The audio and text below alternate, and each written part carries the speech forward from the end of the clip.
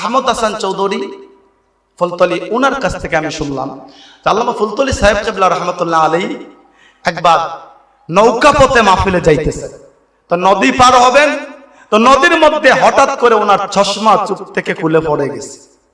এবার আপনারা বলুন দেখি, নদীতে চশমা পড়েছে, চশমা এক জায়গায় থাকবে না নদীর স্রোত অনেক দূরে নিয়ে যাবে?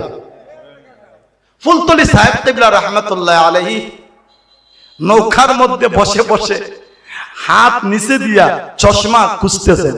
কোন সুবহানাল্লাহ। এই দৃশ্য দেখে মাঝি বেটা হাসতে হাসতে অজ্ঞান হয়ে যাচ্ছে। আর মাঝি ছিল হিন্দু। মাঝি মনে মনে ভাবতেছে চশমা পড়ছে এক জায়গায়, আমি নৌকা নিয়ে আসছি আরেক জায়গায়, আর ফুলতলির সাহেব উনি এখনো পানির মধ্যে চশমা তালাশ করতেছেন। ফুলতলি সাহেব কিবলা হিন্দু মাঝির চেহারার দিকে লক্ষ্য করতেছে। যখন কিনারে আসছে নৌকা, ফুলতলি সাহেব কিবলা চশমাটা এইভাবে হাত দিয়া উঠায়া পানিটা মুছে চোখে লাগাইয়া দিছেন। জোরে জোরে কোন না সুবহানাল্লাহ। হিন্দু মাঝি অবাক হয়ে বলল, হুজুর এইটা কিভাবে সম্ভব? চশমা কত আগে পড়ছে, আর এত স্রোত নদীতে, এইটা তো এখানে থাকার কথা না, আপনি চশমা পাইলেন কেমন? হুজুর কিভাবে সম্ভব হলো, কিভাবে? ফুলতলি সাহেব কিবলা বললেন, বাবা আল্লাহ চাইলে সবকিছু করতে পারেন। হিন্দু মাঝি বলছেন, হুজুর তাহলে এই মন্ত্রটা আমাকে শিখান। কি শিখান? এই মন্ত্রটা আমাকে শিখান। ফুলতলি সাহেব কিবলা বলতেছেন, ঠিক আছে বাবা, এই মন্ত্র শিখতে হলে তার আগে আরেকটা মন্ত্র পড়তে হবে।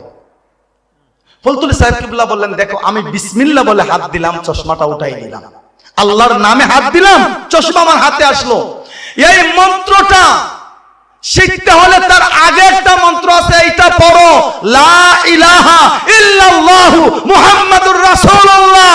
নৌকার মাঝি ফুলতলি সাহেব কিবলার কাছে এই দৃশ্য দেখে কালিমা পড়ে মুসলমান হয়ে গেল। জোরে জোরে কর সুবহান।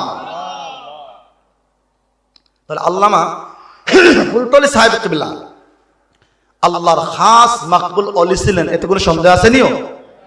আরো জোরে করে সন্দেহ আছে?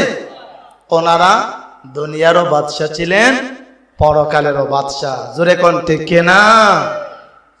কথা বললে অনেক দিকেই চলে যায়। পৃথিবীতে অনেকেই অনেকের সাথে বিয়াদবি করে, তবে আল্লাহর ওলি, নবীর সাহাবী, নবী রাসূলদের সাথে বিয়াদবি করা থেকে 1000 কিলোমিটার দূরে থাকাই উত্তম। জোরে কোন ঠিক না? আপনি অন্যায় করতে পারবেন, আল্লাহর ওলিদেরকে, ওলির আওলাদের সাথে বিয়াদবি করতে পারবেন। এখন দেখতেছেন ভালোই চলতেছেন, এমন একটা সময় আসবে বলতেই পারবেন না কোন দিকে আপনার সব কিছু ধ্বংস হয়ে যাইতেছে। জোরে কোন ঠিক না? আল্লাহ রাব্বুল আলামিন আমাদের প্রত্যেককে যেন কিয়ামত পর্যন্ত, আমাদের পরবর্তী প্রজন্মকেও যেন আল্লাহর ওলি যারা, আউলিয়া কেরাম যারা, তাদের মত এবং পথের উপর অটল অবিচল রাখেন। জোরে কোন আমিন।